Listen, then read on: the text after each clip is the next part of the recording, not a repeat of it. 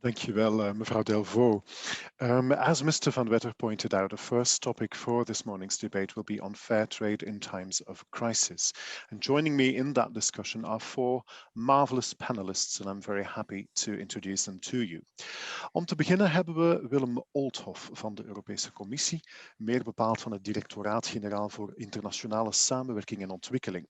Hij is daar adjunct-hoofd van de eenheid Plattelandsontwikkeling, Voedselzekerheid en Voeding en heeft jarenlange ervaring in beleidsontwikkeling op vlak van landbouw, voedselzekerheid en voeding en in de samenwerking met de zogenaamde Hoorn van Afrika, met name Ethiopië. Bovendien gaf hij ook nog les aan de universiteiten van Zimbabwe en Addis Ababa. Meneer Oldhoff, welkom. U vertelde me dat u uw interventies zult doen in het Engels, dus doet u dat gerust, omdat u het zo gewend bent in uw professionele leven. Hartelijk welkom. Notre invitée suivante sur ce plateau virtuel nous rejoint de France. Je vous présente Julie Maison-Haute. Elle travaille comme déléguée générale adjointe pour Commerce Équitable France, où elle est responsable des filières françaises et celles des territoires. Avec tant d'années d'expérience, soit en tant que coordinatrice de la plateforme française pour le commerce équitable, soit au sein des coopératives agricoles et une pratique terrain des filières biologiques, on peut dire qu'elle connaît le commerce équitable comme sa poche. Ravi de vous accueillir parmi nous, Madame Maison-Haute. Soyez la bienvenue. Joining us from the other side of the world, from India, is Indro Dasgupta from Craft Resource Center. He's an independent board member of the World Fair Trade Organization. And Mr. Dasgupta earned his PhD in economics from the Southern Methodist University in Dallas, Texas, where he also serves as adjunct professor in economics. He firmly believes that income generation for marginalized artisans through fair trade is one of the most viable routes to alleviating the alarming and chronic levels of poverty and income inequality that we observe in the world today, which is why we are very happy to have him here to join us for this morning's discussion. Welcome, Mr. Dasgupta. Notre quatrième intervenant ce matin nous vient de Mons, Belgique. Le directeur de Fairtrade Belgium, Nicolas Lambert, après une carrière de près de 20 ans dans l'industrie alimentaire en Belgique, aux Pays-Bas et au Royaume-Uni, c'est depuis 2016 qu'il occupe le poste de directeur de Fairtrade Belgium. Il a été élu Marketeer of the Year par le magazine Trends et Stima, et le magazine Pub et Luba lui ont octroyé le prix de Advertiser Personality of the Year. Tout pour vous dire que nous n'avons pas choisi les moindres des personnalités pour ce débat. Bienvenue, Monsieur Lambert. J'aimerais aborder trois sujets avec vous, mes chers invités, ce matin. La crise du Covid-19 et son effet sur le commerce équitable, puis la transition du commerce équitable par rapport à une approche plus écologique. Et pour terminer, qu'en est-il d'une éventuelle relocalisation du commerce? Concentrons-nous d'abord sur l'effet du Covid-19 sur le commerce équitable. Et j'aimerais bien commencer par vous, Monsieur Lambert, si vous me permettez. D'abord, pour situer le contexte en général, en quelques mots, quelles sont les caractéristiques d'un produit équitable?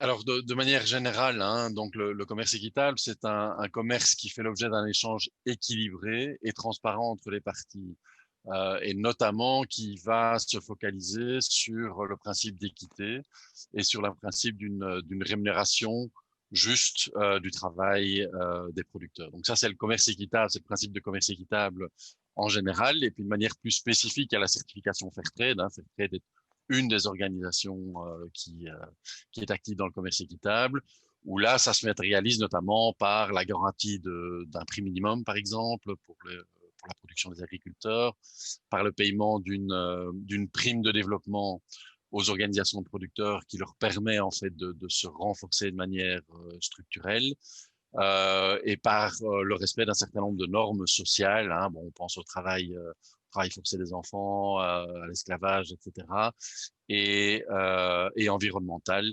Donc voilà, et tout ça, je dirais aussi avec un principe qui est très important, qui est ce qu'on appelle en anglais l'empowerment. Il n'y a pas vraiment d'équivalent français, mais qui est l'idée de mettre vraiment le producteur au centre et de faire en sorte que le producteur soit autonome.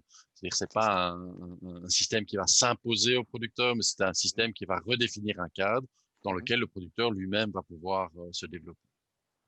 Et dans quelle mesure est-ce que la crise du Covid qu'on a connue récemment, qu'on connaît toujours, dans quelle manière est-ce qu'elle a impacté ces phénomènes-là? Alors, je dirais qu'il y a des impacts à plusieurs niveaux, hein. Il y a évidemment l'impact sanitaire, et je dirais particulièrement dans des pays où les infrastructures sanitaires justement sont parfois défaillantes. C'est sûr que les populations sont d'autant plus touchées. Et ensuite, il y a aussi un gros impact économique, puisqu'on sait déjà que on sait que ce sont des populations qui sont fragiles au niveau économique, hein. Je parle bien au niveau économique, hein, au niveau souvent mentalement, elles sont pas fragiles du tout, hein. C'est des gens qui en général ont beaucoup d'énergie et qui ont beaucoup de sens de l'entrepreneuriat, etc. Mais économiquement, ils sont défavorisés. Et alors cette crise va ajouter aussi à ça au niveau économique parce que les marchés sont perturbés, hein. On voit des fluctuations de prix très importantes dans le marché du café, par exemple, pour le moment. On voit des baisses de demande dans certains marchés. Et puis simplement aussi, les opérations sur place sont perturbées, hein. Les ouvriers peuvent plus difficilement se rendre dans les plantations pour les récoltes. Il y a des limitations au niveau du transport sur place. Et donc, on voit que, on le voit chez nous aussi, hein, c'est une crise qui touche d'autant plus les gens qui sont précarisés. Et donc, ça vaut aussi pour pas mal de producteurs des pays d'Afrique ou d'Amérique latine. Et notamment à ce point-là, en fait, quelles mesures ont été prises ou ont été mises en place au niveau de Fairtrade International ou bien Fairtrade Belgium Alors, pour aider ces producteurs? oui, voilà. Donc, il y a un certain nombre de choses. Je parlais tout à l'heure de la prime du commerce équitable, hein, qui est ce supplément de prix qui est versé aux coopératives pour qu'elles puissent se renforcer. On a assoupli notamment les règles de dépenses de la prime. Normalement, ça doit servir plutôt à des investissements à long terme. Et ici, on a permis aux coopératives de plus utiliser cette prime aussi à plus court terme pour faire face à la crise. Il y a également un fonds de soutien qui a été créé au sein de Fairtrade où on a permis aux organisations agricoles d'avoir accès à ce fonds pour notamment investir dans la sensibilisation, pour investir dans de l'équipement, hein, vous savez, comme ici, hein, des masques, du gel, etc., pour aussi pouvoir faire face aux coûts de production plus élevés. Puis je dirais de manière plus fondamentale, je crois que la première chose que nous demandent les agriculteurs, c'est de faire en sorte que les marchés ne soient pas fermés, c'est-à-dire que d'un point de vue économique, ils puissent toujours avoir accès à ces marchés, que ces marchés continuent de se développer, parce que ça, c'est la source de tout, évidemment, hein. S'ils n'ont pas ces accès au marché, s'ils n'ont pas ces accès à des prix et des meilleures conditions commerciales, la crise va évidemment les impacter d'autant plus fort. C'est ça. Mr. Althoff, excuse me. Talking about these measures that have been taken on a European level, what measures has the European Commission taken to help these vulnerable populations? I know you don't like the term vulnerable for these populations, but what measures have been taken by the on the European level? Okay, thanks, and good morning to all. I do hear an echo. It's gone now. Thanks. We can hear you clearly. Good, thank you. Thanks. At the European level, yes. What happened in the beginning of March when the COVID crisis really spread through the world, we in the European Commission, and then particularly in the development side, we came together and had a look at basically our entire portfolio as to what could we do. The reaction has been quite quick, in the sense that every delegation of the European Union around the world looked at its portfolio and looked at what could we do in terms of rearranging it, advancing some projects, reorienting it, finding some extra money in the portfolio in order to address issues around COVID. And that resulted in a package that was basically put on the table of about 15 billion around the world. This is not only development developing countries, but it was external, and most of it in developing countries. And that included measures around health. It included measures around macroeconomic assistance in order to allow governments to react. But it also included a number of reactions on, particularly on food security. Scaling up safety nets, for instance, assisting where food crisis already existed. And we have to say that COVID actually came on top of existing crises around the world. One of the things that the European Commission does is to work with partners in the so-called Global Network Against Food Crisis. And annually a report is produced also with quite some support from the European Commission, mapping quite clearly where and what the causes are of food crisis and how many people are affected. That included this year a report that came out just before the COVID crisis, right, and clearly indicated 135 million people around the world facing acute food insecurity. In other words, you really have to do something immediately in order to help them save their lives, their livelihoods. But last week or 2 weeks ago now, we saw an update of this figure, and we saw that COVID has added another 1/3 or 32% to the number of people affected by food crisis. And some countries where you saw a really big increase, like Burkina Faso, the DRC, but also Somalia, Yemen, with various causes, most of it related to conflict, insecurity, but clearly COVID had an effect. So we put on the table this package. We continue to do so. The package consists of humanitarian assistance, as I mentioned, scaling up safety nets, providing food assistance, but also providing agricultural implements, inputs, interventions in livestock, interventions in water and sanitation. It's a big package in that sense. On a broad scale, I suppose. Yeah, okay, thank you very much. Passons en France. Madame Maison-Haute, vous êtes responsable des filières Origine France chez Commerce Équitable France. Et quel impact la crise du Covid a-t-elle eu sur les producteurs locaux du commerce équitable? Oui, alors juste peut-être pour préciser, Commerce Équitable France, parce que le nom n'est peut-être pas tout à fait transparent, c'est la plateforme du commerce équitable qui rassemble les principaux acteurs, aussi bien sur les filières internationales que françaises maintenant. Okay. Donc en fait, ce qu'on a observé, notamment pendant le confinement, c'est qu'effectivement, la consommation des Français a très largement évolué.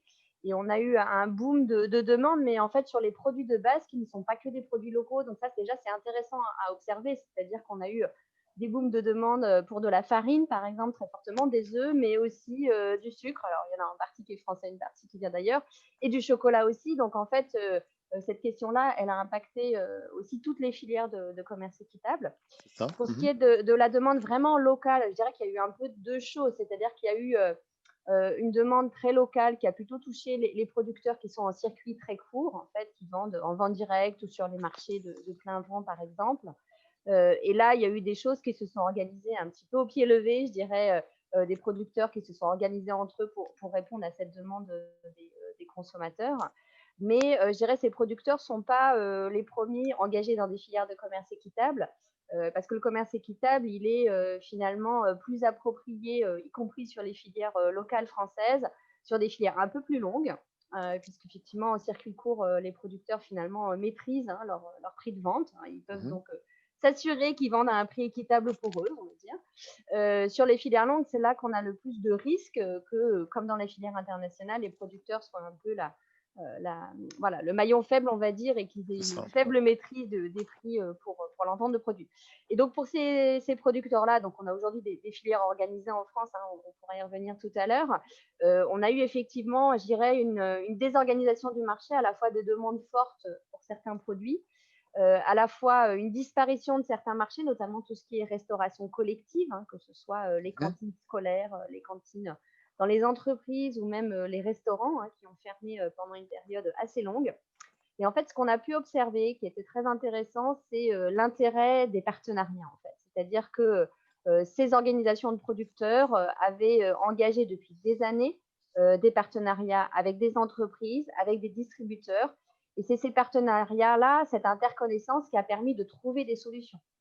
Donc, par exemple, effectivement, des groupements de producteurs qui, sur du frais, hein, des fruits et légumes, par exemple, livraient fortement des cantines. Et ben, leur partenariat avec des réseaux de distribution, comme par exemple le réseau de distribution Biocoop, a permis de trouver des solutions pour que les magasins bio, par exemple, absorbent un volume plus important de production. Les questions, elles étaient aussi logistiques, tout simplement. Effectivement, de trouver parfois voilà, une main-d'œuvre moins nombreuse, à la fois sur les fermes, dans les entreprises, dans la logistique, dans les coopératives, mais aussi des fois des questions qui ont l'air toutes bêtes, mais d'emballage, en fait, de faire en sorte de pouvoir livrer des produits dans des emballages corrects, à un moment où on a eu quelque chose de complètement déraisonnable sur des volumes qui ont fortement augmenté, ou des difficultés à livrer des choses. Donc là aussi, voilà, vraiment ce qui en ressort, c'est vraiment cette importance d'avoir mis en place depuis longtemps une interconnaissance dans les filières qui a permis finalement de s'adapter très vite, parce que parfois les entreprises témoignaient, on avait 3 jours pour s'adapter, il fallait tout de suite répondre. Donc voilà, d'avoir pu trouver des solutions rapidement aux difficultés rencontrées. Comment vous voyez cette évolution en fait? Parlons d'ici quelques mois. Je ne suis pas sûre que ça ait changé fondamentalement la manière de consommer des Français. Disons que ça renforce des tendances qui étaient déjà présentes. Voilà, c'est pas un nouveau monde totalement différent, je ne crois pas, mais par contre des tendances de fond qui étaient déjà présentes, effectivement, sur l'intérêt de consommer local ou français, et plus largement de réfléchir à l'impact environnemental de sa consommation, hein, donc choisir des produits bio. Donc, ce sont des choses qui se renforcent, mais qui étaient largement présentes déjà, on va dire. Déjà. Donc voilà, je dirais que c'est pas non plus une révolution, mais ça confirme en tout cas de notre côté l'intérêt de ces partenariats de commerce équitable pour les producteurs qui étaient engagés avant. Si ça se trouve, ça a accéléré les choses en fait. Voilà, ça a pu accélérer en partie. C'est ça. OK. Merci bien.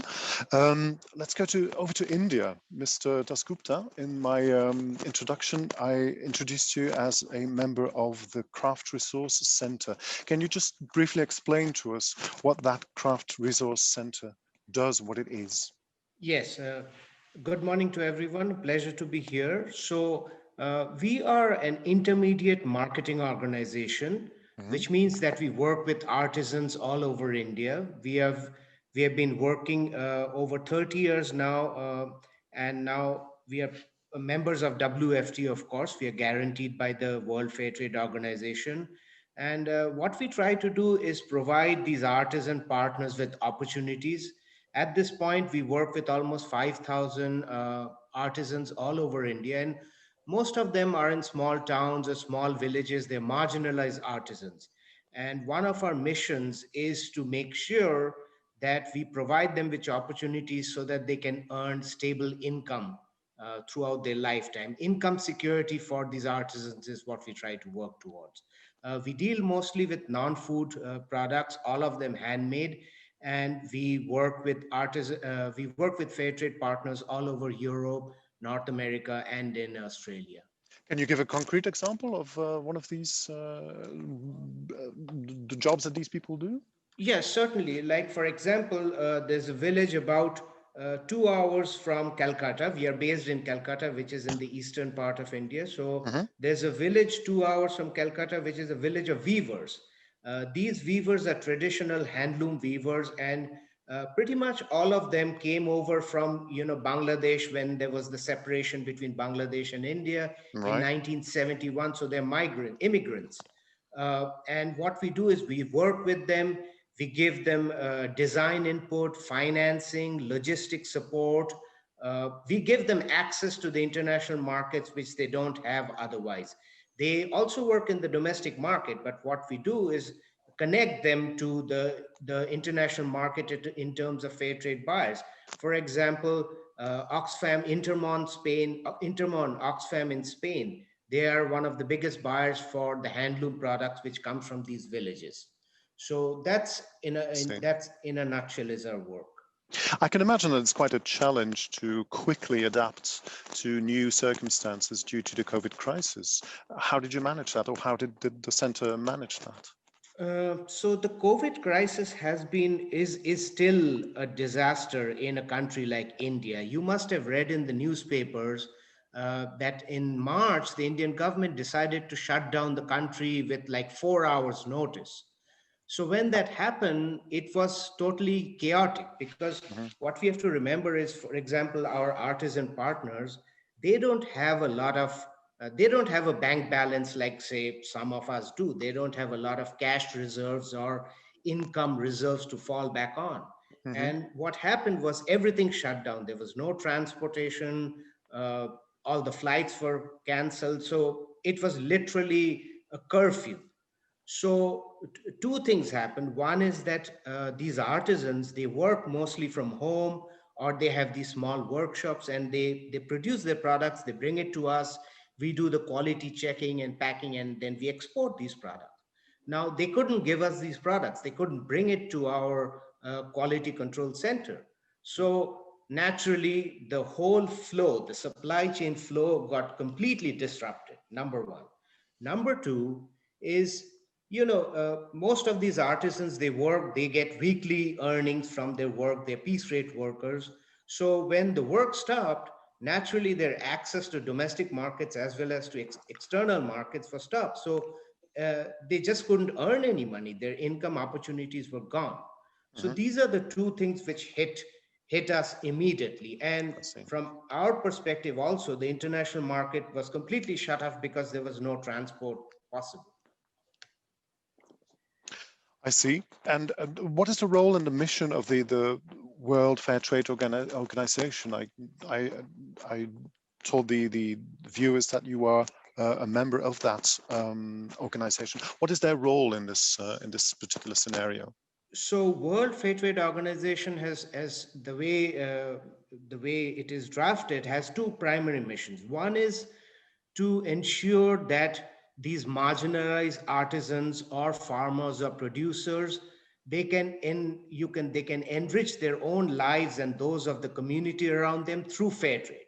So to ensure that fair trade is the vehicle for their improvement in their livelihood. And secondly, WFTO's role is to be an advocate for fair trade throughout the world.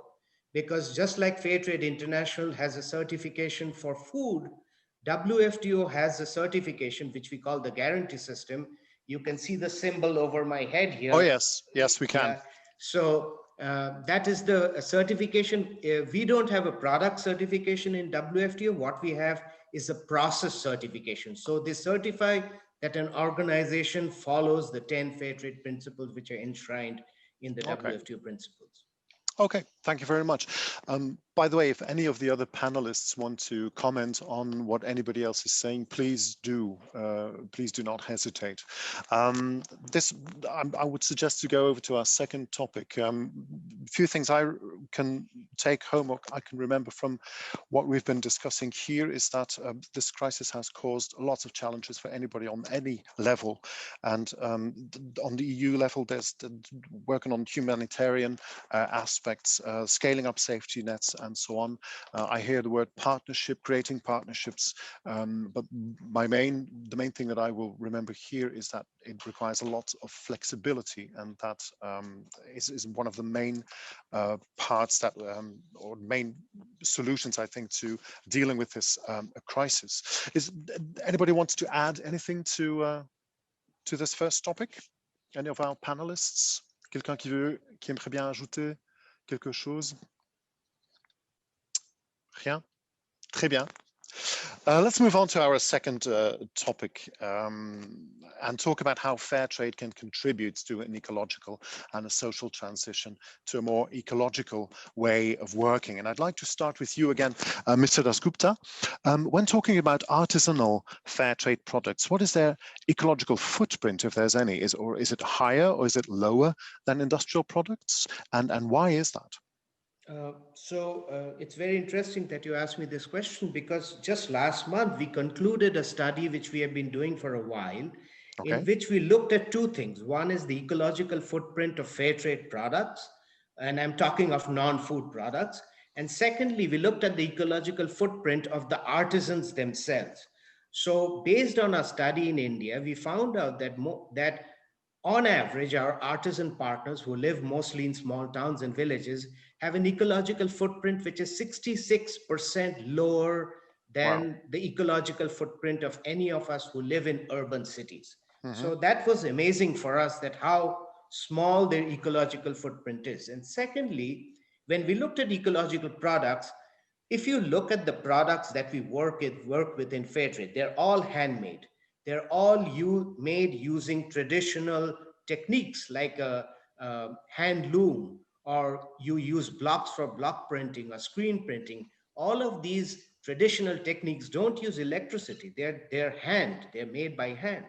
And if you look at the materials that we use locally sourced sustainable materials, we use upcycled and recycled materials, we use natural dyes, we don't use chemicals for any kind of dyeing. So by definition, fair trade non-food products have an ecological footprint which is way, way lower than any commercial product that you might buy from a big manufacturer. I see. Okay, very well. Monsieur Lambert, j'ai une question pour vous.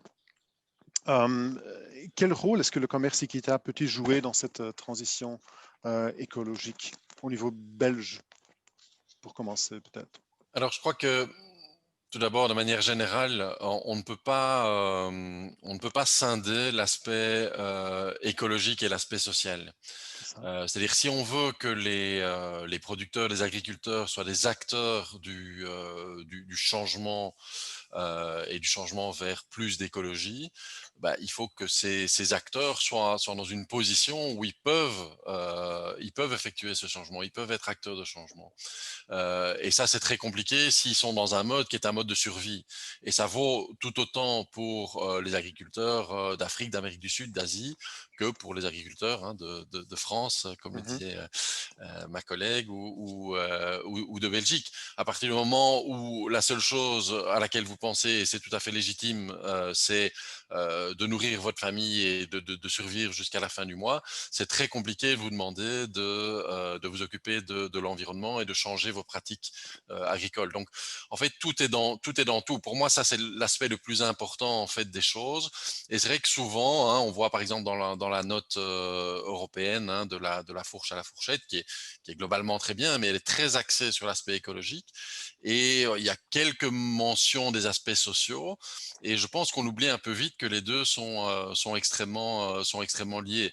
On dit souvent, vous savez, s'il arrive que des agriculteurs, par exemple dans les pays où on cultive le cacao, coupent la forêt primaire pour étendre leur culture, qu'on lit parfois, c'est un peu une boutade, mais c'est pas parce qu'ils n'aiment pas les arbres, c'est parce que simplement ils n'ont pas le choix. Et s'ils veulent survivre avec les prix qui leur sont payés, ils sont obligés de le faire. Alors au-delà de ça, dans les normes, notamment dans les standards Fairtrade, et ça c'est pas toujours connu, il y a aussi un certain nombre de standards écologiques. Notamment l'interdiction des pesticides les plus dangereux, notamment l'interdiction des OGM, notamment des plans pour le respect du sol, de l'eau, etc. Donc ça, c'est aussi des aspects qui sont présents. Il y a aussi, et on voit très souvent que le fair trade est un premier pas vers l'agriculture biologique. Et donc, même si on n'impose pas aux agriculteurs de passer directement vers le bio, les normes et les standards sont faits de telle manière qu'ils y soient incités.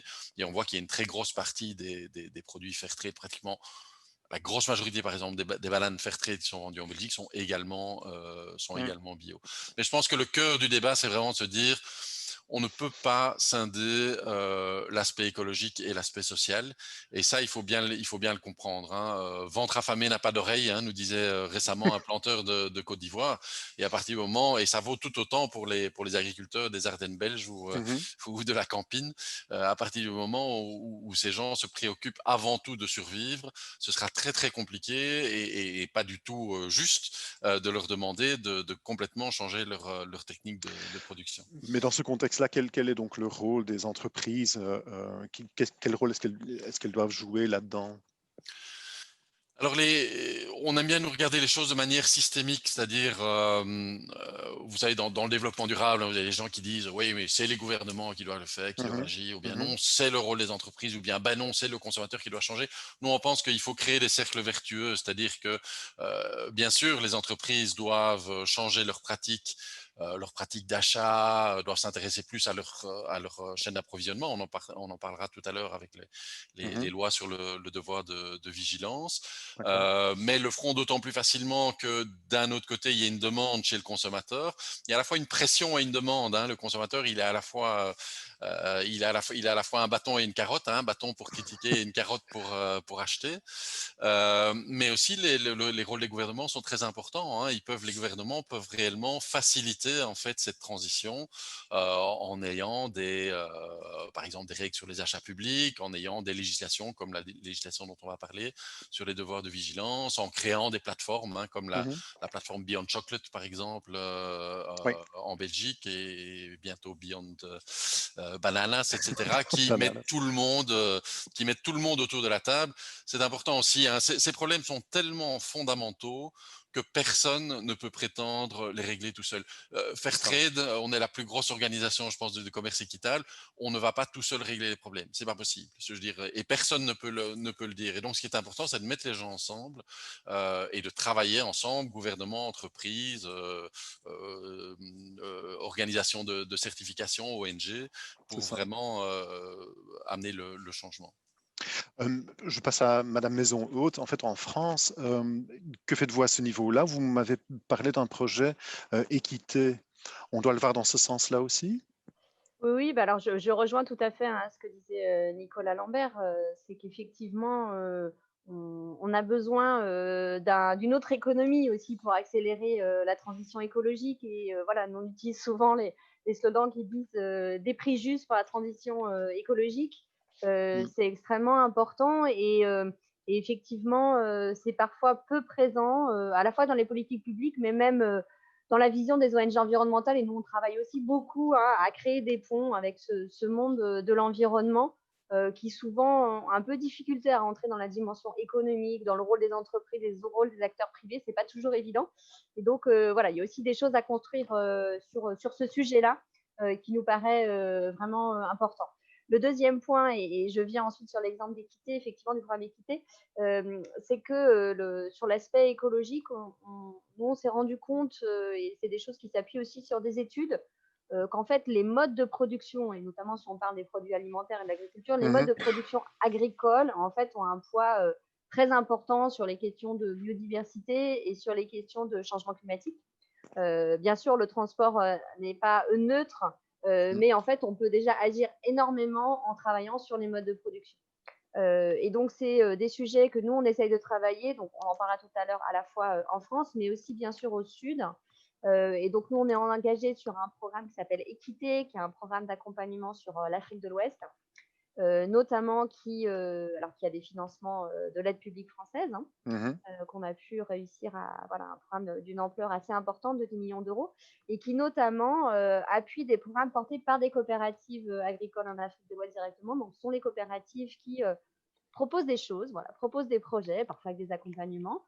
Et ces programmes sont tournés autour de la transition agroécologique. Donc, on a à la fois, du coup, ces coopératives qui sont engagées dans des partenariats de commerce équitable. À la fois, elles ont les prix. Il y a un marché en commerce équitable qui leur permet voilà, de développer des moyens. Et ce programme vient encore renforcer en leur amenant de l'appui financier et technique pour des projets. Et donc, à titre d'exemple, par exemple, on parlait du chocolat tout à l'heure. Donc, en Côte d'Ivoire, le principal pays producteur de cacao, on a une Mm. coopérative qui s'appelle la Camaillé, qui est engagée avec Fairtrade International et qui, par ce programme équité, permet de développer un programme sur l'agroforesterie dans les plantations de cacao. Donc, ce qui permet à la fois de mieux adapter cette production au changement climatique qui a aussi des impacts en Afrique, évidemment. Mhm. Mhm. Ça permet voilà, de rester plus longtemps sur des plantations et donc de ne pas les défricher une forêt nouvelle. Et donc, C'est voilà, on ça. est aussi dans cette logique de lutte contre la déforestation importée. Et en Mhm. même temps, on va aussi développer des productions qui sont vivrières. Donc, on va aussi travailler sur le revenu, y compris assez court terme, en fait, des familles en complément du cacao, de culture plus de vente extérieure. C'est ça. Voilà, on a d'autres exemples sur d'autres filières, Ouais. par exemple la noix de cajou. Enfin, voilà, il y a plein d'exemples. Mais donc, c'est juste pour dire que, en tout cas, nous, ça nous paraît important. Effectivement, on a le prix du commerce équitable qui est la première attrait. Et quand on peut en plus accompagner, voilà, en amenant un petit plus pour lancer des projets, il y a des très belles choses qui peuvent se faire. Et on peut trouver des voies, effectivement, pour lutter contre les questions de déforestation, par exemple. Okay, merci Madame Mazoud. En fait, we've had a couple of examples now. We've gone all the way to India, Belgium, and France now.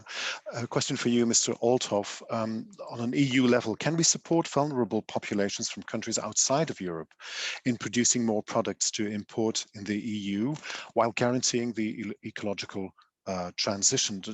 There might be a risk that they will become dependent on the European demand for their product, while we need to move towards more local production. If you could just switch on your microphone, please, that might help. Yes, there you go. You hear me again?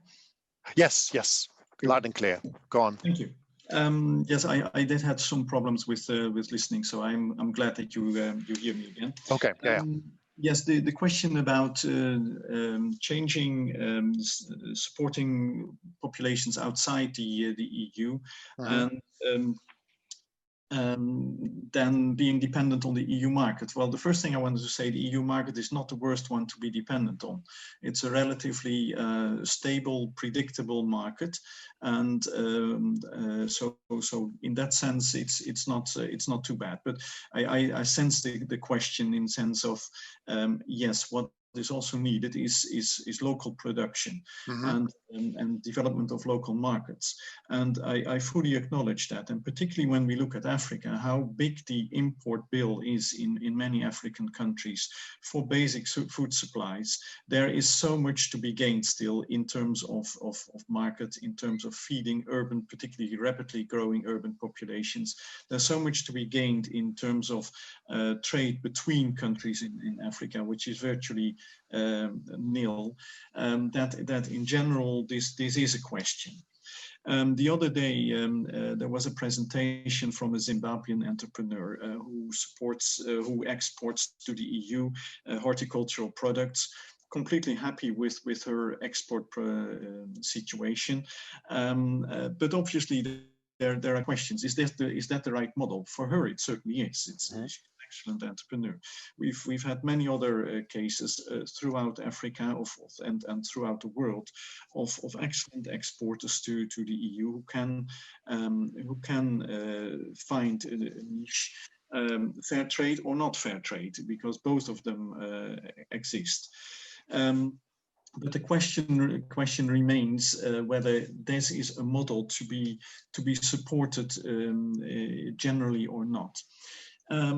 Just about 3 weeks ago, we had a report from the OECD comparing basically what is the employment and income generation model of let's say supporting local supply chains.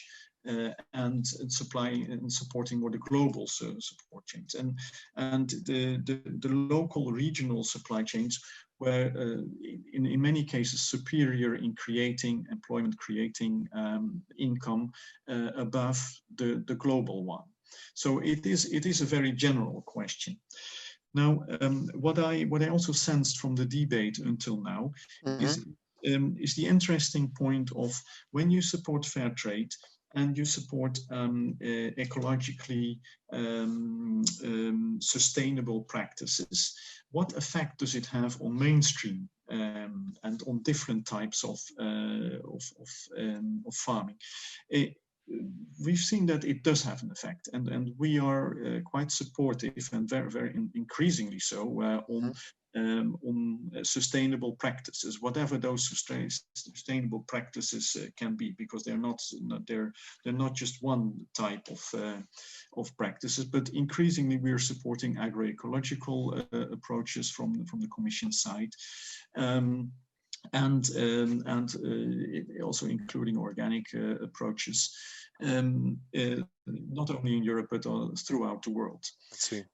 And so we do see that this is also an opportunity for more vulnerable populations, as you called it in your question. I know you're not happy with that term. term. Like the term because most people are quite capable of taking their life in their own hands if given the chance. Mm-hmm. But what are the main challenges for these for local producers using sustainable agriculture practices to access the markets in their countries when they're on EU-funded programs? What are the main challenges for them?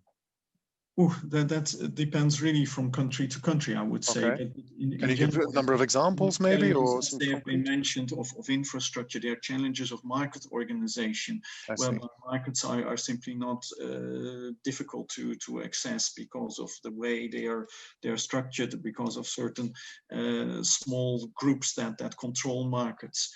But they can also be related to government policies. And I recall a situation in Laos where you have these very interesting, but throughout Southeast Asia, you have these very interesting integrated rice, fish, and vegetable type of farming, whereby you have basically quite ecological approach whereby there's symbiosis between the growing of plants, the role of the fish. You have ponds whereby the ducks and the frogs and the snails are there, and when you don't grow the rice, you can still grow the vegetables, and so they're intricate systems. Now, if a government decides that, look, those systems don't produce enough in terms of rice, and want to produce a different model and support a different model, which is much more, let's say, the green revolution type of model. You use this. So it is also a matter of convincing governments, and that's what we did in Laos with others like FAO, to try to work with government and say, hey, these are very valuable farming systems to be maintained. And then you can also try to gain issues. Do you find these governments to be open to your suggestions, to be open to that sort of change or that sort of approach, or is there a challenge, or do you have to struggle against some stubbornness? Look, you always have to struggle, and but with good arguments, and I think with organizations like the FAO, like and with an EU voice, then at least one is being taken seriously in most countries. Yes. I see. Okay. Thank you very much, Mr. Dasgupta. I'm coming back to you. As far as the ecological innovations are concerned, we've been discussing that for a couple of minutes now. In the fair trade sector, who bears the costs for them? In your context in India, who bears the costs for the ecological innovation, and how does your center innovate with more ecological practices? That's a very good question, and the answer is, in the fair trade ecosystem that we work in, there's many actors. There's the producer, there's the intermediate marketing organization in the south, like for example us. Then we have our fair trade partners in the north, like in Europe, we have our fair trade partners, and then there's the final consumer. And what we find is that when there's any kind of ecological improvement made, any kind of environmental improvement made, I think all the actors bear some portion of the cost together. It's not that the cost falls on only one person. For example, when we make let's say we introduce some kind of natural dyeing process in some kind of fabric production, right? That's more expensive. We all know that might be more expensive. And as a result, the price of the product goes up. Now, what happens if the price of the product goes up? Some of that price increase is passed on to the consumer who pays that price. And then some of the cost is absorbed by the intermediate organizations like us or those in Europe. So there's an equal cost sharing. Now, is that a fair cost sharing? The answer to that, we can debate a lot about that, whether that's a fair system or not. What we do have to keep in mind that as we make more and more changes to make products with even lower carbon footprint, the costs are definitely going to keep going up. For example, in India, raw material prices have shot up over the last 10, 20 years. Okay. So the same product which we made 10 years ago costs maybe 10, 20, maybe 30% more even. And for the producer, for the small producers or the farmers or artisans to bear that cost is almost impossible. In fact, I heard some of the other panelists say that they are, like in Africa, that they are more interested in feeding their families and providing basic necessities to the families, so they cannot bear the cost. So how do they cope with that then? Is there public funding? What is the solution? There is really not much public funding. There's some government support, but it's very minimal. There's government subsidized rations and so on, but it's very minimal. What we need to do in the long term, eventually when it comes to a situation that the price increase is too much, we get into a discussion with our partners and we figure out a solution. But eventually in the long run, the solution is we have to educate the consumers.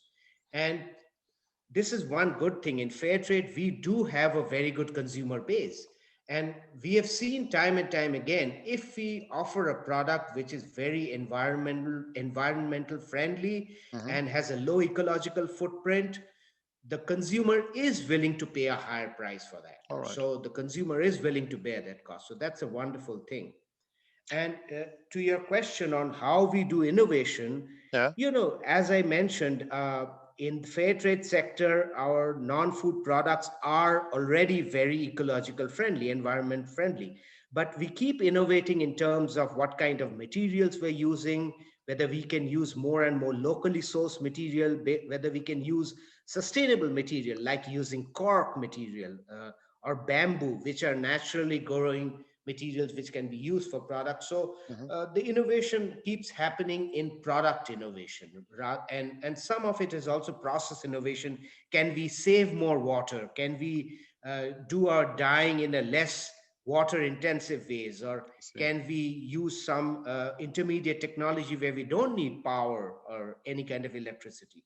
So the innovations have been very small. There's no big innovation which happens, but we keep tinkering with the product form and the idea. And it's an ongoing process, obviously. That's absolutely. That's it's a continuous improvement process. Okay, thank you very much. I think we have enough material now to conclude this this second topic. What I'm remembering, I'm summarizing a little, is that we cannot shift ecological from social. These are two aspects that go together, and it's important to make it a joint venture between not just the firms, the enterprises, but also the government and the consumers. And I'm very happy to hear Mr. Dasgupta say that the education of the consumer is going quite well. Not only innovate in the field of process, but also in the field of production, and help them in the development of local markets. Thank you very much. Is there anybody who wants to add anything to what's been said in this second topic? Madame Maison-Haute. Oui, pardon. Allez-y.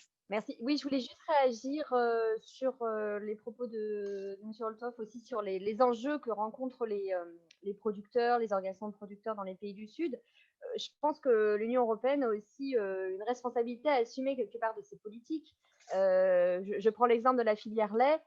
Aujourd'hui, notre politique, la politique agricole commune, ne permet pas, on va dire, à la fois aux producteurs français, européens de vivre correctement de leur métier. On sait qu'on a eu très régulièrement ces dernières années des crises importantes sur les prix du lait, avec des fermes qui arrêtent leur activité régulièrement pour des problèmes économiques.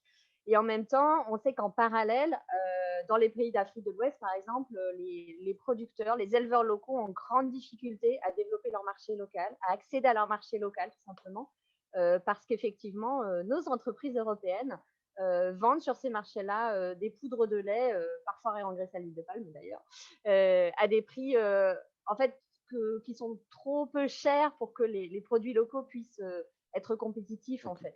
Et c'est notamment nos systèmes de subvention qui ont une pertinence, je ne dis pas pour l'agriculture européenne, mais qui sont faits d'une telle manière qu'à la fois elles ratent les deux objectifs. Elles ne permettent pas aux producteurs européens de vivre et elles font un espèce de dumping sur certains pays ouest-africains. Et donc, il y a aussi un travail à réfléchir, en fait, pour que peut-être les entreprises, parce que les entreprises européennes du lait sont présentes dans les pays africains, c'est pour elles des zones d'intervention, qu'elle s'engage plus fortement à travailler avec les filières locales, à s'approvisionner localement, puisqu'on peut produire du lait en Afrique de l'Ouest si on s'en donne les moyens d'y réfléchir. Donc, il y a aussi une question de globalité des politiques qui me semble importante à réfléchir. Et c'est des sujets dans le commerce équitable où on essaye de tenir un peu tous ces bouts en fait qui sont extrêmement reliés. C'est ça. OK.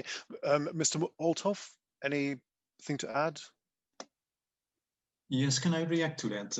Yes, because please. of course the situation of milk West Africa is a little bit more complex than this, and let's make clear Europe does not dump products on the world market. There's no elements in terms of direct support in order to place products under the price on the world market. That doesn't exist anymore. That's long gone. The situation in West Africa is a situation where you have a very rapidly growing urban market in terms of milk consumption. And indeed, the local production is not able at this stage to fill that. Part of the issue is related to having cold chains in place, having producer organizations that can capture that market, having supportive government policies, and we're trying to support that. Part of it might also be due to the fact that there is very little protection of the market, and there is a policy space for governments to protect a market, which exists also in the relations with the EU. In the EPAS, the policy space is available, and if governments want to take that, they can take it. Sometimes the option is not taken. You see indeed some exports from European companies to West Africa. It exists on milk, also on fat-filled powder, which is not milk, which is a completely different product. But they're also from other parts of the world, and this is not something that Europe alone can take. It is government's responsibility in West Africa. We're happy to talk with them. We're happy to talk with farmer organizations, the milk sector, as we have been doing in the last couple of years, in order to see how we can work with them. But it is not just Europe's problem. That is just what I wanted to say here. Thank you. Okay. Thank you very much. We're going to have to move on because the time is moving on quickly. Obviously, we have to stick to our time schedule. So let's move on to our third and final topic. Le commerce équitable est un mouvement constamment en recherche de cohérence, aux dynamiques multiples. L'une d'elles est majeure, longtemps cantonnée à des échanges commerciaux solidaires sud-nord. Le commerce équitable s'est ouvert aux échanges locaux. Et dans les pays du Sud, tout d'abord, comme au Mexique, en Inde, en Afrique du Sud, au Kenya ou en Équateur, le Brésil allant jusqu'à promulguer une loi dans ce sens. Dans les pays européens ensuite, pour obtenir un modèle agricole durable favorisant le tissu social. Plusieurs initiatives se sont développées en Belgique, le label Prix Juste Producteur, le lait Fair et Belle ou le label Biogarantie Belgium qui intègre certains critères de commerce équitable. Des acteurs plus historiques de commerce équitable comme Miel Maya, Oxfam, Éthicable ont eux aussi intégré certains acteurs, certains produits locaux. Madame Maisot-Haute, je viens de citer quelques exemples belges. En France, le commerce équitable local Origine France s'est fortement développé ces dernières années. Quelles sont les principales caractéristiques du secteur du commerce équitable local ? Oui, alors effectivement, c'est un peu une caractéristique de la France. Je pense qu'on est un peu le pays pour lequel cette dimension du commerce équitable local, alors nous, on a trouvé notre vocable, on dit Origine France, mais bon, peu importe le terme, s'est développé le plus vite et le plus quantitativement. Hein. Aujourd'hui, c'est un tiers des ventes de produits de commerce équitable en France sont des produits venant de France, les 2 tiers étant des produits venant du Sud. Donc, c'est quelque chose qui est important. Pour vous donner quelques ordres d'idées, hein, sur 2019, on va dépasser les 500 millions d'euros de ventes aux consommateurs sur des produits de commerce équitable français. On a des taux de croissance là, sur l'année autour de 20%. Voilà, plus de 10 000 producteurs français impliqués, plus de 80 organisations de producteurs. On est sur de l'alimentaire uniquement hein, pour l'instant, une quarantaine d'entreprises et d'industriels. Alors, ce qui est intéressant, c'est de voir que cette dynamique, elle est à la fois venue du commerce équitable lui-même, hein, comme vous le citiez, donc des acteurs du commerce équitable qui étaient au départ impliqués sur des filières internationales et qui se sont dit que finalement, les mêmes causes produisant les mêmes effets, ils observaient des difficultés des producteurs français qui, bien sûr, ne sont pas comparables en termes de niveau de pauvreté, mais quand même des grandes difficultés économiques et sociales, et qu'il y avait sans doute, en tout cas, un intérêt à y réfléchir également. Donc voilà, vous citiez Etikab en Belgique, mais en France aussi, Etikab fait partie des entreprises qui très tôt a noué des partenariats aussi avec des agriculteurs, notamment dans le sud-ouest, hein, où ils ont leurs installations, mais également le réseau de distribution Biocoop, qui est très engagé. Voilà, chez Biocoop, tout le café est équitable, par exemple, est bio-équitable. Ils ont noué il y a déjà longtemps aussi des partenariats avec des producteurs français. Donc, il y a à la fois le commerce équitable, aussi des labels comme Biopartenaire, Fair for Life, voilà, ce sont des labels qu'on voit pas mal en France, se sont posés cette question-là. Mais il y a eu un deuxième mouvement parallèle. Ce qui est intéressant, c'est que c'est les mouvements en fait paysans, des mouvements agricoles français qui se sont posés cette question de comment on pourrait faire pour travailler sur des prix plus stables, des partenariats plus engagés sur la durée dans les filières. Et ils ont on va dire, réinventé le concept du commerce équitable en partant de la question de la France. Donc ça, c'est aussi très intéressant. Donc à la fois dans le monde du bio, j'allais dire, mais aussi dans le monde du conventionnel. Par exemple, une démarche comme Agriéthique est partie d'un groupe coopératif, d'une coopérative agricole qui voulait réfléchir à stabiliser les prix justement sur le blé en travaillant avec les moulins, les boulangeries pour que tout le monde se connaisse et se mette d'accord pour qu'on arrête d'avoir des prix qui font le yo-yo comme on voit sur le blé, comme on peut le voir sur le café aussi. Enfin, il y a vraiment des analogies. Donc voilà un peu à quoi ça ressemble aujourd'hui. Oui. Alors, de quoi je vous parle? Du cadre légal plutôt? Allez-y si vous voulez. J'essaye de voir le global de tout ça. Tout à fait. Non, peut-être ce qui est important, c'est de dire que en France, c'est pas vraiment deux mondes séparés. On n'a pas le commerce équitable Nord-Sud d'un côté et le commerce équitable Origine France de l'autre. D'abord, tous ces acteurs se retrouvent au sein de notre plateforme du commerce équitable. On a des entreprises qui travaillent sur ces producteurs de deux types. Et puis donc en France, on a effectivement depuis 2014 une loi qui a donné une définition légale du commerce équitable. Et ce qui était nouveau dans cette définition, c'est que la définition est universelle. C'est-à-dire qu'on ne précise pas dans la loi où sont les producteurs ou les travailleurs en situation de désavantage économique. Donc, ils peuvent être dans les pays du Sud, ils peuvent être en France, ils peuvent être en Belgique, ils peuvent être en Italie, ils peuvent être dans différents endroits. Donc, c'est un concept qui est tout à fait universel. La loi reprend les fondamentaux du commerce équitable, les éléments qu'évoquait tout à l'heure Nicolas Lambert, l'engagement sur le prix, l'engagement sur la durée, la prime de commerce équitable, alors qu'on appelle parfois un peu différemment sur les filières françaises. On pense un peu aux primes PAC quand on parle de primes, donc on appelle ça un fonds de développement, mais c'est bien cette même logique et des critères sociaux et environnementaux. Donc les fondements sont vraiment les mêmes. On n'a pas inventé un commerce équitable différent parce qu'il est adapté à des filières agricoles françaises, européennes. C'est la même chose, c'est vraiment le même concept. Donc ça c'est quand même extrêmement important de voir que c'est un seul mouvement en fait. Simplement, il y a des nouvelles collaborations, effectivement, des organisations de producteurs français, des mouvements paysans français. On n'était pas habitué à travailler avec ces interlocuteurs et donc c'est des nouvelles collaborations qui se mettent en place, mais on est vraiment sur les mêmes fondamentaux. Et au niveau belge, Monsieur Lambert, quelle est la situation en Belgique en fait par rapport à cela?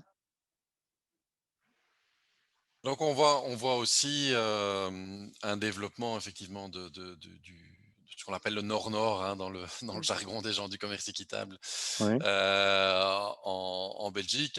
Vous avez cité les initiatives, il y a vraiment le très beau succès de Ferbel pour tout ce qui est produits laitiers, et puis ils viennent aussi maintenant de lancer de la viande et des fruits, donc on voit qu'ils s'étendent à plusieurs catégories, c'est très intéressant. Il y a le label Prix Juste, etc. Bon, donc tout ça a été dit, et je pense qu'effectivement, même si le mouvement du commerce équitable, il est né dans le sillage des mouvements Nord-Sud, etc., dans les années, je sais pas, 70, 80, on voit que, j'ai presque envie de dire, malheureusement, maintenant, la logique s'applique aussi à l'agriculture européenne. Donc, d'un point de vue, je dirais, d'un point de vue philosophique, on est exactement dans la même problématique et il n'y a pas du tout de raison, même si nous, en tant qu'organisation, on est jusqu'ici uniquement dans la dynamique nord-sud, on est les premiers à dire et à reconnaître que philosophiquement, les mêmes principes non seulement peuvent, mais devraient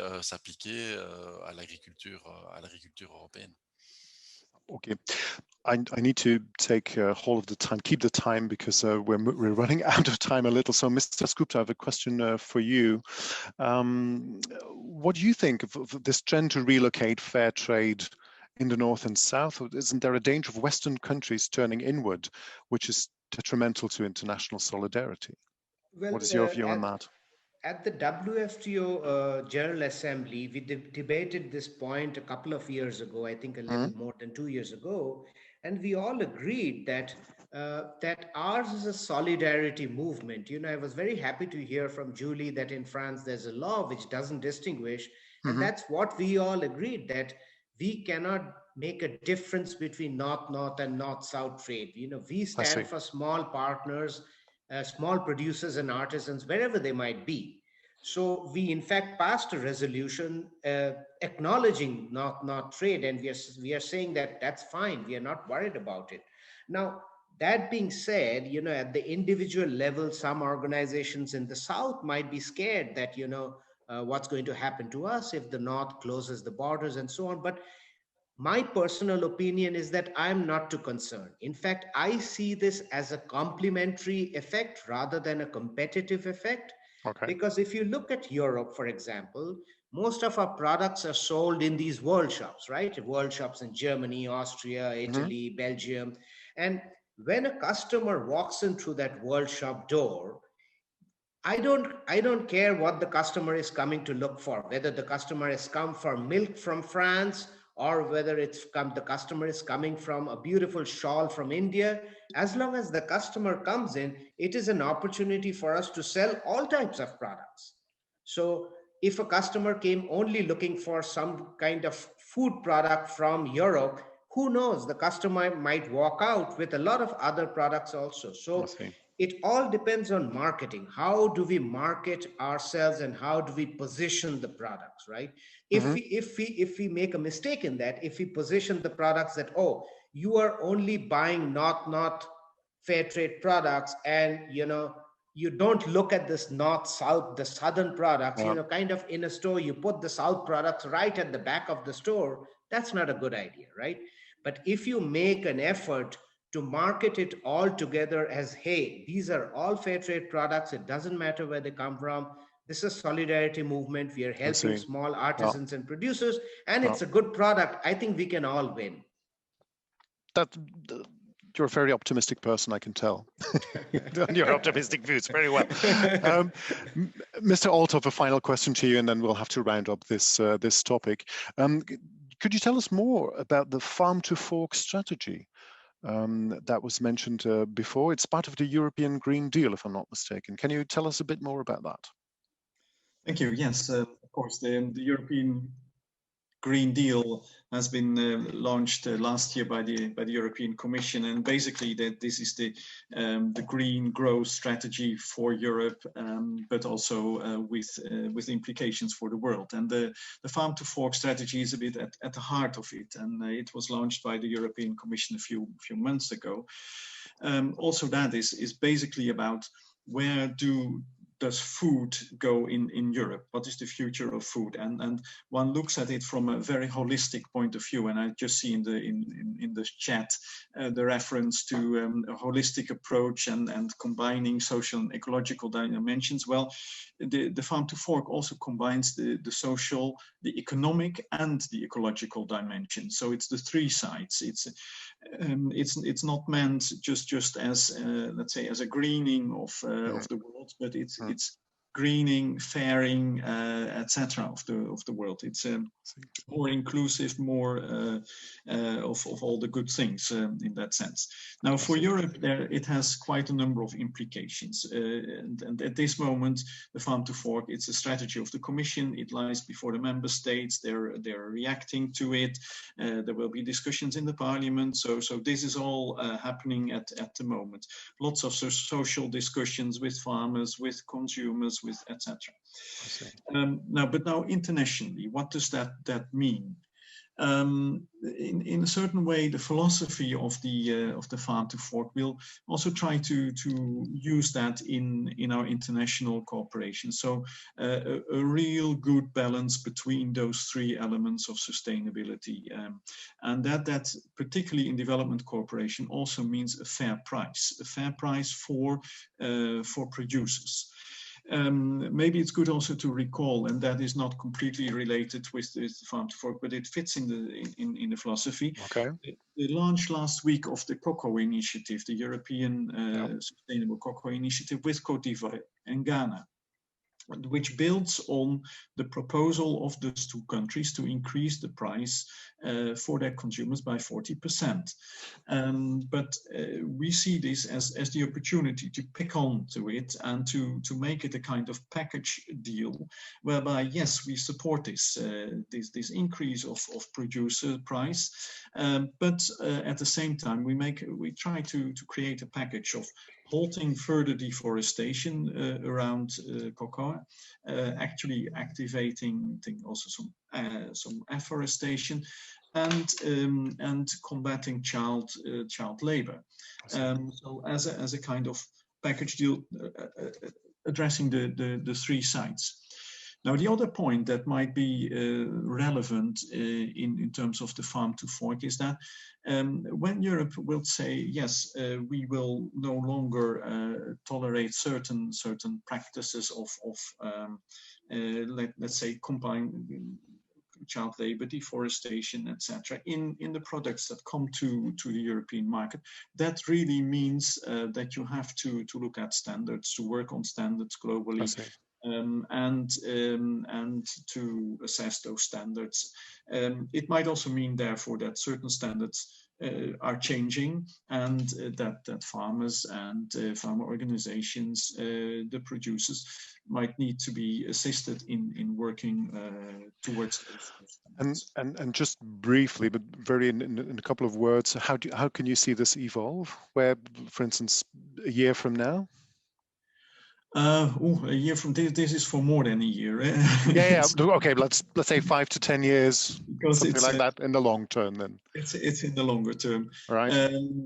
Definitely. But I think, well, first of all, this Cocoa Initiative is a very interesting one because it's emblematic. Okay. And I think if we go a year from now, if we are further and more firm on increasing prices, on making sure that everyone in the value chain plays their role, and European Commission has said we're very happy to bring together the European companies, which is happening. Europe is the main market. The two countries that are mentioned are the main producers. So you have a big, we bring the civil society organizations with international organizations, ILO, FAO, others, around the table, and we make we serve as an honest broker, but it's for the market and for the various partners to react to it, including consumers in this case. Of course, I can see. Right. Thank you very much for for sharing your views on this. I'm going to have to round this topic up because there's a number of questions that have come in from the audience. We're going to take about 20 or 25 minutes to have a look at those questions. We may not have the time to reply to all of them, but our team has picked the most relevant ones, and they may have summarized a number of the most recurring ones. So let me just have a look at the first question. Question is for you, Mr. Althoff. I'm discovering it as we go along. What are the existing initiatives supporting funding EU-Africa partnerships of entrepreneurs who are carrying economically viable projects aiming at reducing food insecurity, but currently struggling to find seed money? Okay, quite a question actually, and if you could answer as brief as possible, that would be good. Right. The first point I wanted to say is that if there are good proposals that are basically economically viable, they should normally find their support without coming to the European Commission. Let's say it that way. You don't need to come. There is a market. There are banks, and there can be funds. Now, we do support certain funds, agricultural support funds, and particularly one for smaller smaller investments that I want to mention is the so-called ABC fund with IFAD, in which smaller investments that are viable can be brought to as proposals to that particular fund and can get semi-commercial funding.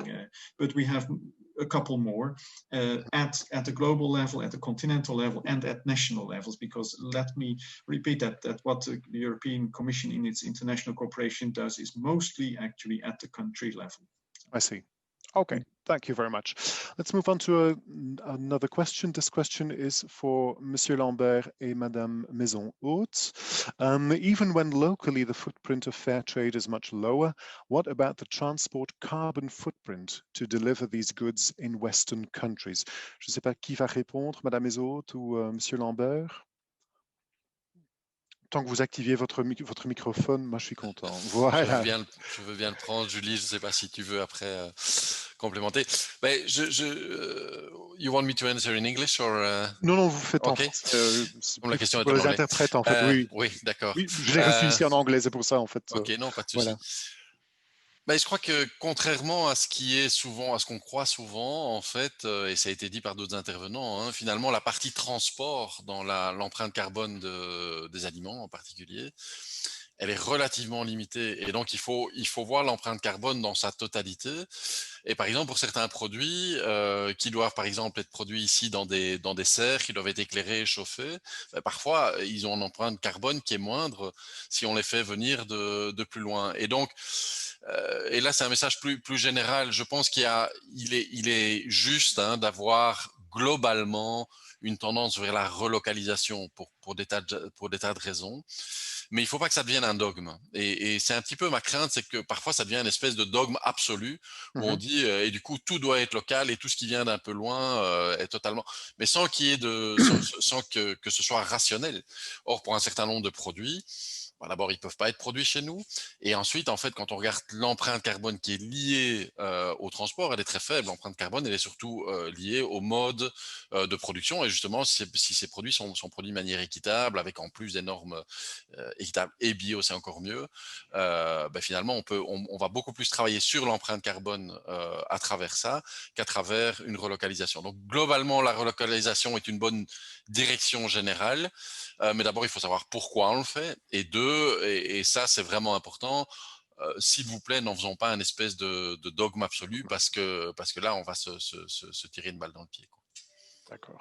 Madame Maison-Haute, vous avez des choses à rajouter? Oui, je rejoins assez. Hein. Effectivement, la relocalisation est une bonne chose, mais n'en faisons pas un dogme absolu. Et si on relocalisons avec des modes de production écologiques. Hein, ce serait quand même dommage de relocaliser des choses sur des modes de production polluants. Ce serait vraiment, je pense, pas une bonne idée.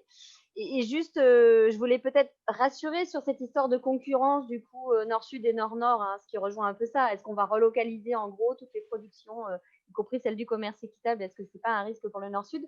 Indro était plutôt optimiste, tant mieux. Mais moi, je voudrais vous dire des choses qu'on a observées en France, parce qu'on commence à avoir quelques années de retour. Hein, le commerce équitable d'origine France, on peut le comptabiliser officiellement depuis 2014, donc ça fait déjà 6 ans, on commence à avoir quelques visions. En fait, nous, ce qu'on observe, alors déjà, on a peu de produits qui sont concurrents sur l'alimentaire. Alors, c'est aussi lié à notre spécificité de marché français. Voilà, en France, on n'a jamais vendu de vin chilien du commerce équitable, par exemple, parce que voilà, les Français là-dessus sont totalement hermétiques. Voilà. C'est un peu pour la boutade, mais c'est vrai qu'on a peu de produits qui sont potentiellement concernés au niveau alimentaire, vraiment concurrents. Effectivement, le café, le cacao, le sucre, etc. Aujourd'hui, il n'y a pas de production française, il n'y a pas de problème. Et en fait, nous, ce qu'on observe globalement, hein, je vous disais qu'on avait une forte croissance sur le commerce équitable origine France, mais en fait, depuis 5-6 ans, on voit aussi que sur les filières nord-sud, la croissance a repris, alors qu'on a eu une période où la croissance a été un peu atone. Alors, est-ce que c'est un mouvement général? Mais nous, on a plutôt tendance à comprendre que le fait de parler du commerce équitable local, ça a aussi relancé une dynamique, en fait, une dynamique d'intérêt du côté des entreprises, du côté des médias, peut-être du côté des consommateurs aussi. Et par exemple aussi, aujourd'hui, on a des entreprises qui vont au commerce équitable via leurs ingrédients français. Je pense par exemple sur du lait, voilà, une marque de yaourt qui a commencé à travailler avec ses producteurs de lait, qui sont en Normandie, là, dans l'ouest de la France. Mais en fait, dans leurs recettes, ils ont du cacao, ils ont du sucre de canne, ils sont en bio, c'est du sucre de canne, ils ont de la vanille. Et donc, ils sont en train de travailler au fur et à mesure sur tous les autres ingrédients internationaux. Et donc, voilà, c'est aussi une nouvelle entrée pour aller toucher des nouvelles entreprises qu'on aurait moins facilement, entre guillemets, accrochées sur des ingrédients internationaux. Donc, je voulais quand même, voilà, nous, on n'observe pas en tout cas un espèce de cannibalisme des filières locales de commerce équitable sur les filières internationales. Au contraire, ça a plutôt redynamisé, enfin, c'était pas dynamique, mais ça a redonné encore un peps supplémentaire au secteur. Donc soyons plutôt optimistes là-dessus. Ok, très bien. Je constate qu'il y a pas mal de questions pour vous deux, Madame Maison-Hôte et Nicolas Lambert. Mais en fait, rien que pour changer, I'm going to go to a question which was asked to Mr. Dasgupta. Is it still relevant to highlight that the 10 WFTO principles are still relevant given they were part of the founding principles of the FINE criteria? Yes. I don't know if that's clear. Yeah, that's clear. Yeah, Okay. I think absolutely. The 10 WFTO principles that we work with, that forms the core of our the way we operate, the ecosystem that we live in. So, what this question refers to is that these 10 principles evolved from a set of criteria which was there in the 80s and the early 90s, and then these criteria changed to what we have now. But the essence of the criterion still stays the same, that we work with small producers and artisans, and what we work towards is them getting a reasonable income to maintain their livelihoods, improve their livelihoods. So yes, the answer is absolutely. Okay, thank you very much. Une question suivante pour Monsieur Lambert. Serait-il intéressant d'avoir en Belgique, comme c'est le cas en France, une loi définissant et dressant un cadre pour le commerce équitable? Alors pour ceux qui sont dans le secteur, c'est un peu le monstre du Loch Ness. Je dirais, sur le principe, pourquoi pas. Sur le principe, pourquoi pas, parce que ça permettrait de clarifier les choses. Là où on est parfois un peu plus nerveux, c'est qu'on a constaté, alors ça n'a pas été le cas en France, mais on a constaté dans des débats antérieurs sur une loi sur le commerce équitable, qu'il y avait tout à coup tout un processus de lobby qui se mettait en place pour plutôt tirer vers les critères à la baisse. Et ça nous rend un peu nerveux. Donc en soi, sur le principe, bien sûr, ce serait plus clair pour tout le monde. Mais à une condition expresse, c'est que ce ne soit pas d'une part une excuse pour tirer les critères vers le bas, parce qu'on n'a vraiment pas besoin de ça. Et deux, je pense aussi qu'il faut faire attention de pas se mettre dans un cadre trop rigide. Je pense qu'il y a quelque chose qui est important aussi au niveau de tout ce qui est approche équitable, durable, etc. C'est la capacité à pouvoir aussi innover, à trouver des nouvelles solutions. Et donc, voilà, si on devait en faire une loi, il faudrait que cette loi permette suffisamment d'innovation, de nouvelles approches, parce que on est toujours en train d'apprendre, et on a besoin d'expérimenter des nouvelles choses pour essayer d'avoir un maximum d'impact. Donc, je dirais oui sur les principes, attention sur la mise en œuvre. Ok, thank you very much. J'ai encore une question pour vous. Qui cette fois-ci est en anglais. Very interesting and encouraging to hear that your plea for a holistic approach combining a social and ecological dimension. The best visualization of this is the donut from Kate Raworth. Probably a reference that you are familiar with. I'm sorry.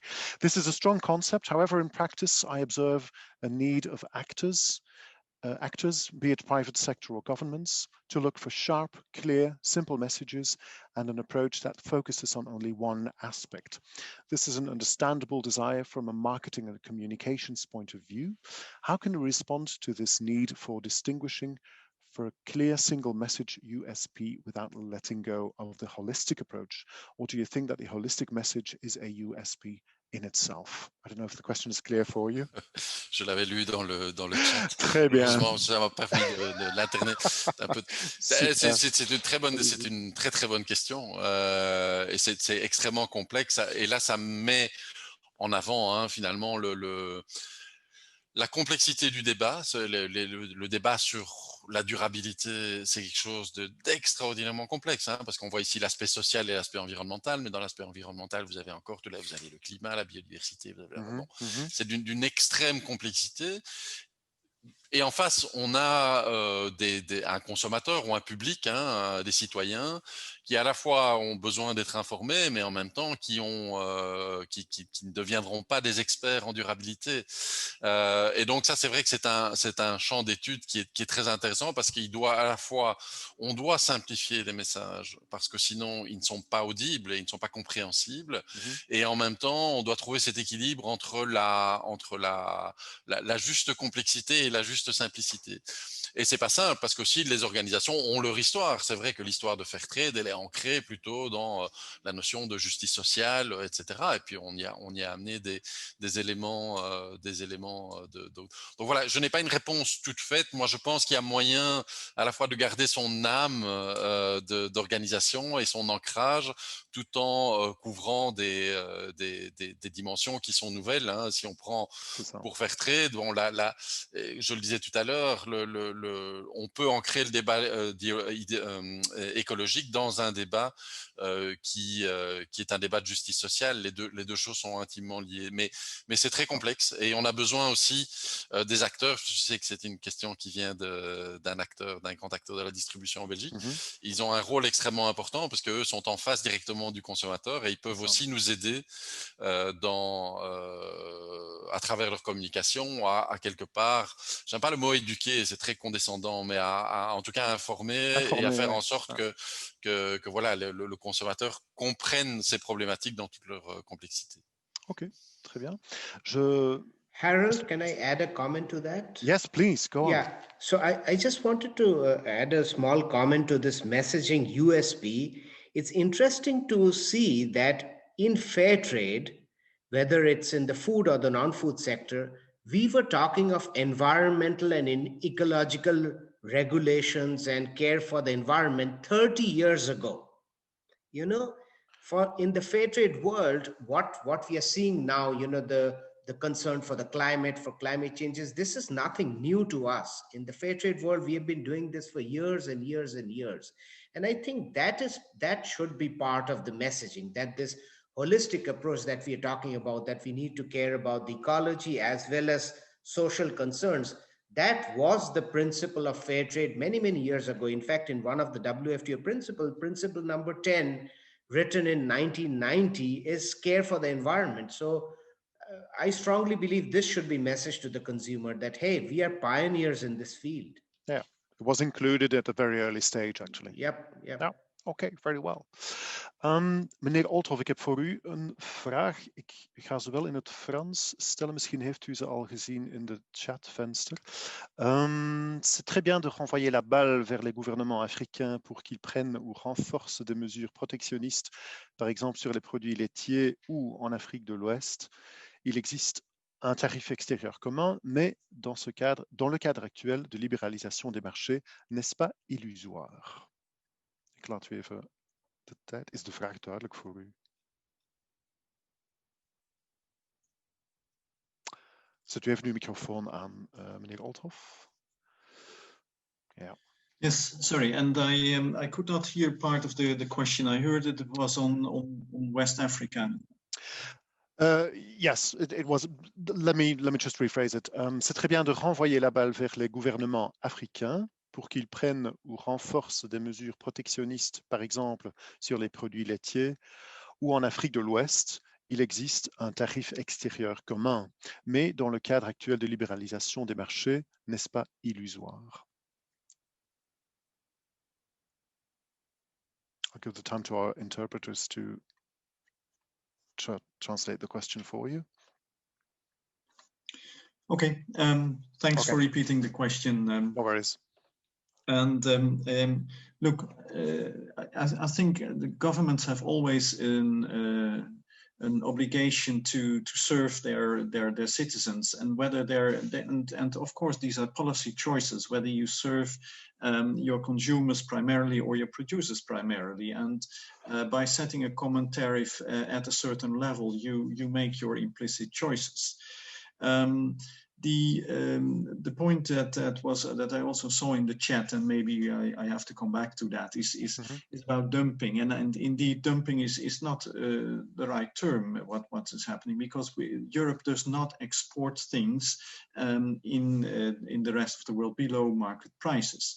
That Europe exports, and sometimes relatively cheap, is also a matter of efficiency. And if markets are open, then it is of course a reaction by business to go to that market. There's nothing wrong with that.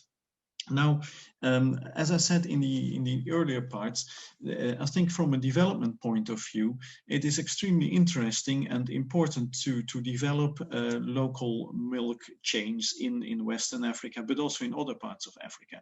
You see that there, with increasing urbanization, with middle classes, there is a market developing, and you also see European companies actually moving towards West Africa to work with local producers in order to fill that market, rather than from Europe or from New Zealand or from Brazil or from the United States. I think that is the direction that we have to fill. And what we're trying with the European Commission and our development assistance is to work with farmer organizations, but also with governments, in order to move in that direction. That is a matter of making local value change more competitive, rather than stopping European exports or otherwise. And again, we are very happy if the common West African external tariff on milk would be different. There's from a development point of view, and even from a European interest point of view, nothing wrong with that. So that is an option that's always open. Okay. Thank you very much. We have time for one more question before we break. C'est une question pour Monsieur Lambert et enfin, j'invite Madame Maison-Haute à rebondir si vous voulez. L'émergence du commerce équitable local fait apparaître de nouveaux labels comme Prix Juste Producteur en Belgique, Agriéthique en France, le tout dans un contexte où le commerce équitable classique Sud-Nord en compte déjà plusieurs, Fair Trade, Fair for Life, WFTO, et où les consommateurs affirment qu'il y a trop de labels, qu'il est difficile de s'y retrouver. Donc, quelle est la solution? Une législation comme en France peut-être? Monsieur Lambert. Alors, de nouveau, on a parlé de la législation. Je ne suis pas certain que la législation soit la réponse à cette question-là, puisqu'on voit qu'en France, malgré la législation n'empêche pas, la prolifération des labels.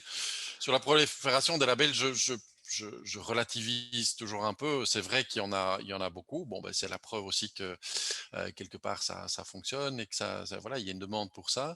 Et ce qu'on voit aussi, c'est que le consommateur finalement se simplifie aussi la vie. Hein. Il utilise ce qu'on appelle des heuristiques, et il va, même s'il voit énormément de labels, il y en a finalement assez peu auxquels il va réellement faire attention.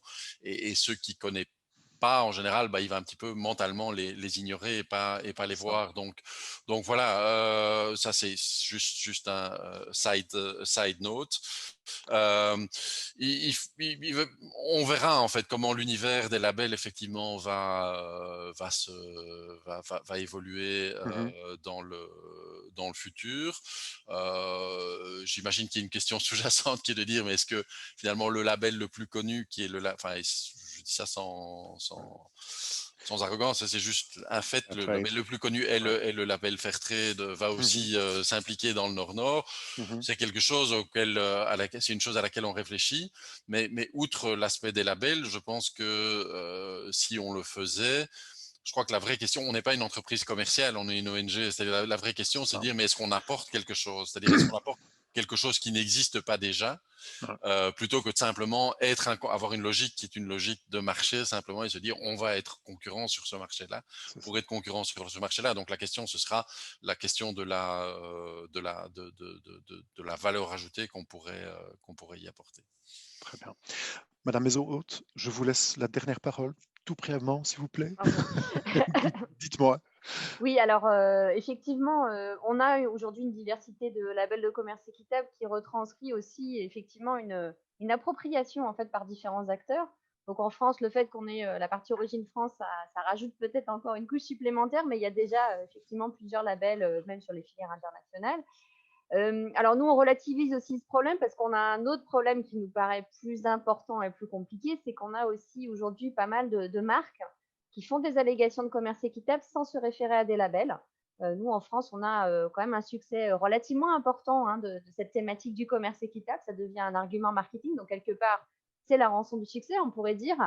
Mais on est quand même inquiet aussi du coup de la liberté que prennent un peu les entreprises aussi pour faire des allégations. Et aujourd'hui, nous, la loi n'impose pas en fait de recourir à un label de commerce équitable. Il faut respecter les critères qui sont dans la loi, mais on n'impose pas de mettre en place, voilà, de se référer à un label. Donc pour nous, ça c'est une difficulté. Et donc vous voyez que notre loi n'est pas parfaite. Et que si on en a la possibilité, on va aussi pousser pour l'améliorer sur ce plan-là.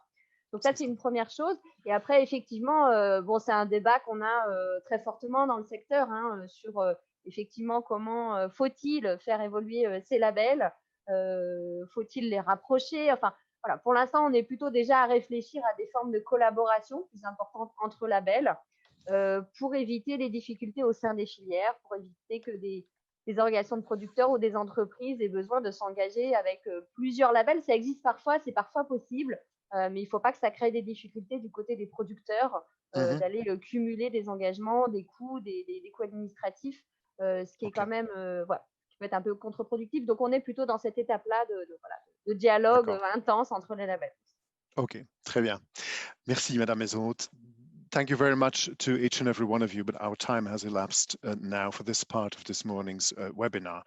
I'd like to thank all of you, our panelists, for sharing your views and your knowledge with us, and of course, you, the viewers at home or wherever you are, for watching us. If your question has not been answered, may I invite our panelists to have a quick look at the chat window and maybe reply privately to that person. Stay tuned, because after the break we will have European Commissioner Didier Reynders talking about EU legislation on due diligence, and we will be joined by 3 experts in the field. I'm looking forward to see you back in about 20 minutes at 11:30 sharp. I'll see you then.